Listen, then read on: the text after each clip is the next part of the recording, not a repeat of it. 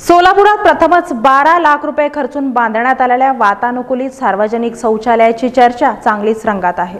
शहरातील मोठी बाजारपेठ म्हणून ओळख असलेल्या बाळीबेस चौकात हे एसी शौचालय उभारण्यात आले आहे। या ठिकाणी राज्यातील व्यापारी मंडळे आणि लोक बाजारपेठेमध्ये खरेदीसाठी येत असतात। त्यांच्या सोयीसाठी शौचालयाची उभारणी करण्यात आली आहे। याकरता पालिकेने 12 लाख रुपये खर्च केला आहे। माजी नगरसेवक जगदीश पाटील यांच्या संकल्पनेतून या शौचालयाची उभारणी करण्यात आली असून असं वातानुकूलित शौचालय महाराष्ट्रातील असं सुलभ शौचालय याचा उपयोग करणाऱ्या प्रत्येक पुरुषासाठी 5 युनिट आणि महिलांना 5 युनिट तयार करण्यात आले आहेत। जगदीश पाटील यांच्या अभिनव अशा उपक्रमाची शहरात वातानुकूलित सुलभ शौचालयाची चांगली चर्चा रंगली आहे।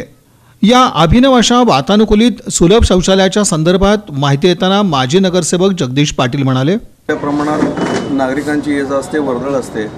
बाजारपेठ, चाटी गल्ली, त्याचबरोबर हलवाई गल्ली, टिळक चौक, फलटण गल्ली, भुसार गल्ली हा वर्दळीचा भाग। या ठिकाणी साधारण दिवसभरामध्ये 50 ते 60 हजार लोक शहर व जिल्ह्यातून व इतर प्रांतातून खरेदीसाठी येत असतात।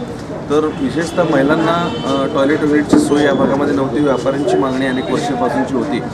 मग साधारण 12 लाख रुपयाचा निधी गेल्या 3-4 वर्षापूर्वीचा हा निधी या ठिकाणी मंजूर करून आम्ही ठेवलेला होता।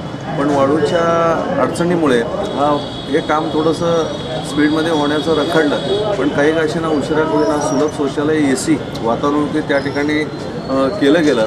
5 युनिट महिलांसाठी आणि 5 युनिट जेंट्ससाठी या ठिकाणी केलेले आहेत। आणि 2 स्वतंत्र बाथरूम, म्हणजे जेंट्सला एक लेडीजला एक, इथं स्नानाची सुद्धा व्यवस्था केलेली आहे। गरम पाण्याची व्यवस्था या ठिकाणी राहील आणि चेंजिंग रूम म्हणजे कपडे चेंज करण्यासाठी स्वतंत्र चेंजिंग रूमची व्यवस्था करण्यात आलेली आहे। म्हणजे एक सुंदर असं इमारत या ठिकाणी उभं करून एसी युनिट या ठिकाणी बसवण्यात आलेलं आहे। 4 सेवक या ठिकाणी दिवस रात्र काम करणार आहेत।